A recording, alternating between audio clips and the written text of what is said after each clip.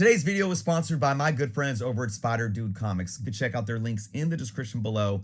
You guys can save 10% off of any order by using the code JOURNOS10. This code never expires. And also, if they have any other promotions going on their website, you can always piggyback the JOURNOS10 to get that extra 10% off as well. You can search by Marvel or DC or certain ages like Silver to Golden, or your favorite characters like mine, Spider-Man. You guys could see a little bit of what they got going on here. Again, Silver Age to modern books. Stuff is extremely well priced. If you know me by now, you know that I only push those that I truly support and that I truly believe in. So again, guys, go check out SpiderDudeComics.com. You can also follow them on Instagram, and you can check out their YouTube channel by finding their link in the description below or finding their YouTube link on their website. What is going on, everyone? Chris with Journos, Comics, and Pop Culture. Today's video is diving into a deep, hard thought discussion about speculation and asking the question, is speculation good for comics? And we are going to use a post in a Facebook comic book group, the CBSI page. You guys know I love to dive into these Facebook groups sometimes, right? Sometimes there's a lot of toxicity. Sometimes there's some good, back and forth. In this individual, Terry here posts an awesome question. Someone asked me if speculation is the main thing that is leading the comic industry in collecting and price increases. Comments. And we're going to dive into these comments, folks. Lots of good, juicy stuff today. If you are subscribed to the channel, though, please take some time to do so. Check out the links in the description below as well.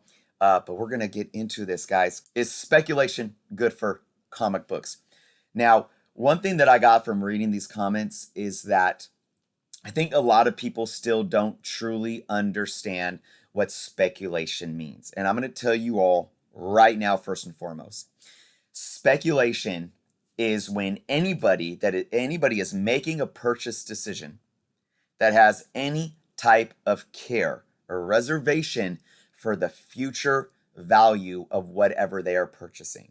So for a collectible, we have to remember that most collectibles are collectibles because of speculators. If you collect anything and you want to preserve whatever it is you collect, whether it's comic books, sports cards, Pokemon cards, old clocks, old sports memorabilia, if you collect records, to some degree, you are, in a sense, speculating. Now, some people might want to collect records just because they want to listen to all of the music. But if you care about preserving them, even if you have no intent to sell them ever in your life, maybe you want to hold on to them, maybe you want to pass them down to your children or somewhere in your family, you are, in a sense, speculating because you care about the future value, even if that value isn't a monetary value to you. Now, of course, when we look at comic books, when we talk about speculation, there's many avenues of speculation. And one thing that I think people get pigeonholed into thinking that speculation is live action or movie spec. Now, this is just one avenue of speculation, though, folks. All right, but before I continue on any further, let's go into some of these comments here. All right. Oh, we got a comment here that says, short answer, speculation is not good long term. Now, generally speaking, this comment is 100% inaccurate.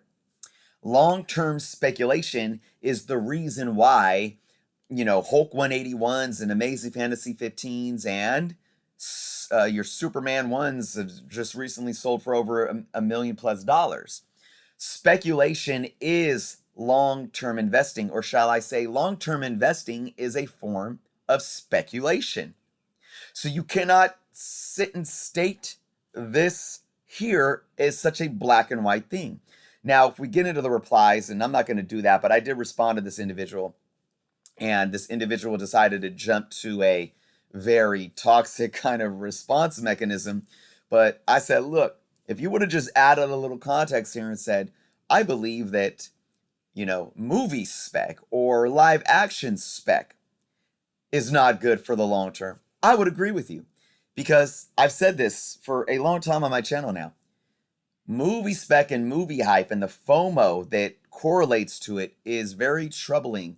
And if we look at how the market is, when people forget that comic books have this intrinsic value, and we think that, oh, just because a character shows up in a TV show or a movie, that we need to FOMO out on this book and drive that price up on that bell-shaped curve really, really high for it to just crash down, that is not good for the long term. So what do we need here? We need more context.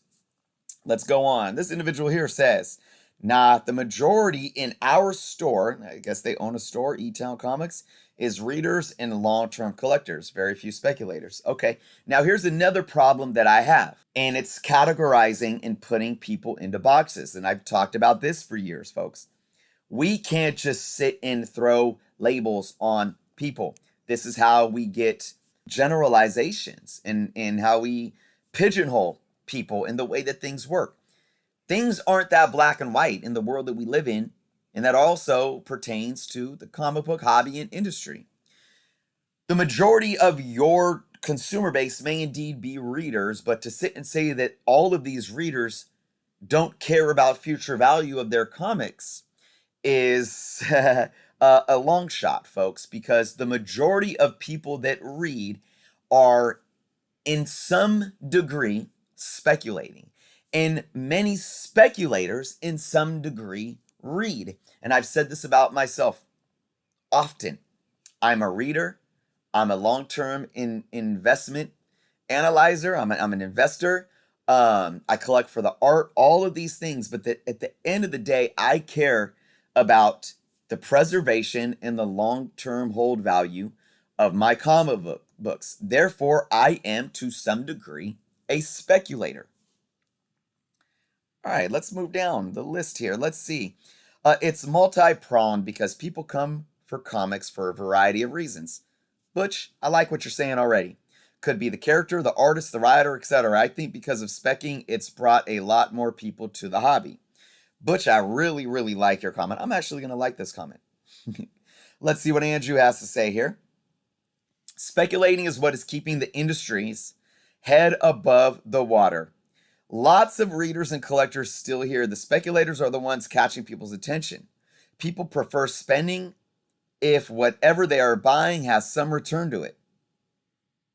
In the end, anyone buying, investing, reading, and collecting is good for the hobby. I agree with Andrew saying here. I like that. I don't know where he's getting his numbers from, but just throwing some random percentages out there. I like that.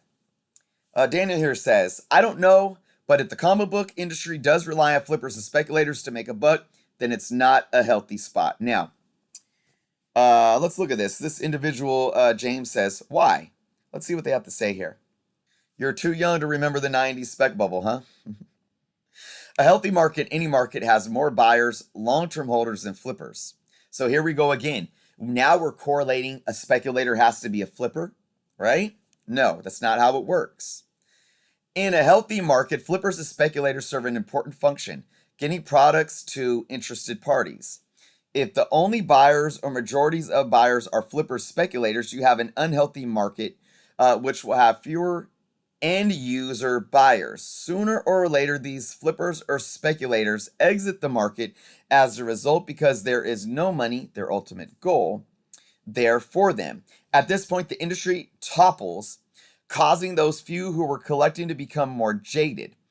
Most will still buy, but probably less than they did before because they bought books at a premium when the market was stronger, and their books at this point would be worth less than the purchase price. Oh boy, there's so much here, guys, that I want to unravel. I'm not even going to read the rest of this. So basically, what John is saying, I mean, there's a little bit of truth here about people that come into the hobby simply looking to flip, and their end goal is to maximize profit or return on investment for the short term. And if these people bail out, it can drop the prices down of these books. But you got to understand here, these people that he's talking about, the buyers, that end user buyer, he's talking about investors. He's talking about other speculators, because what he's talking about is people buying at a premium on the secondary market. And who buys on the secondary market at premiums? Not people that want to read comics. No. For the most part, no, because people that want to read comics aren't paying $100 for a Uncanny X-Men 266. They're not paying $400 for Ultimate Fallout 4, and they're surely not paying thousands of dollars for Hulk 181s and Spider-Man 1s, etc., etc., etc. So the conundrum of this comment is this, folks.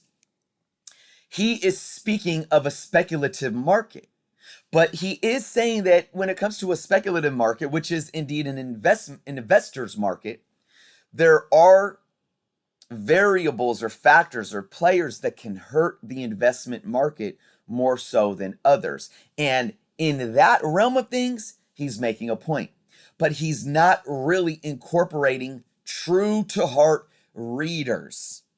He's not talking about the primary market for the most part. He's not talking about readers that want to go back to just simple back issue run fillers or bargain bins so they can get their hands on those books to read those story arcs. He's not talking about those individuals that buy trade paperbacks because they don't care about the floppy, they just want to read. He doesn't talk about the 10 to 12% digital market where people just want to read comics. So that's where this idea that it's, comic book readers are keeping the market afloat, and that anything that isn't a reader's market is hurting the market, you're wrong. So I'm going to put all of this in a nutshell, folks. There's two misconceptions going on here. One, there is a misconception that nobody reads comics anymore. And somebody even said, I think people that are in this group here, this CBSI group, they're so heavy into the speculation that they forget that people are still reading comics. Yes, I agree. But there's also the complete other extreme of that. And that's where people think that speculators are ruining the hobby. Speculation, and I've had somebody respond in the comments below saying, because they were like, speculation didn't exist 20 years ago. Speculating in the comic book realm has existed for at least 50 plus years. Speculating exists with the publication of the first Overstreet Guide. Speculating existed when the first comic book store started creating a secondary market back issue price point database. Speculating equates to investing. It equates to anybody caring about the future value of your books, regardless if you want to buy these books for nostalgia reasons, or because you're thinking about long-term holds, or because you want to flip them for the short term. That's all speculation. All right? And yes, speculation, if it wasn't for the speculative market, floppy comics would be dead right now. Because now let's go to the other extreme. Readers don't read. No, readers are still reading. And yes, the readers market might be shrinking, but it's not just that they're shrinking, it's that they're finding other ways to consume comic books. The trade paperback and the graphic novel market has expanded greatly over the last 5, 6, 7 years. All right? Manga has grown because we're reading, we're looking for stories in other genres, because maybe, and that's a whole other conversation, to these modern books and their stories, and are they, really tending to the reader market. But the bottom line for that shrinking market too also has to do with other variables. It has nothing to do with people being priced out of the secondary market because of speculation. It has to do with them being priced out from the standard state of the economy, cover price of floppy disks, and saying, look, I find more value in buying graphic novels, trade paperbacks, digital comics, or simply, being tired of the $3.99, $4.99 cover price for these floppy superhero titles, where I could go read a manga and be more entertained, and I could go read these indie titles that are, I can find more substance there. The reader market is definitely there, and it is a solid percentage of the market. But I want to give a shout out to Comic Tom, bringing up the fact that from the data from Comicron in May, stating that 80% of the primary market in that month that was being ordered from Diamond and Penguin, et cetera, was 80% was variance. And it goes to show how much this investive, speculative market is keeping the industry alive. Now, you can look at that and say, oh, I don't know if that's good news or not. I mean, that's up for another debate or discussion. But to sit here and say that speculation in a black and white slate is hurting comic books is completely wrong. Now, we got to understand how we define these terms and stop putting everything and everyone when it comes to comic books in a box. And then we need to start breaking it apart. What type of speculation is healthy? What type of speculation is unhealthy? What type of speculation can drive the market? What type of speculation can create bubbles that can burst the market? What type of purchasing decisions can drive the market or burst the market? Those are the things that we need to be asking here. So, while we go back to this question, is speculation good for comics? Speculation is the bloodline of comics, but under what context and under what factors? That's what we need to ask. These black and white, generalized, sensationalized statements that just turn into uneducated rhetoric do nothing but drive misconceptions of collectors, investors, hobbyists in the market, in the hobby as a whole. So folks, I'm going to leave this video with this here. Speculation is not just one thing. Collectors aren't just one thing.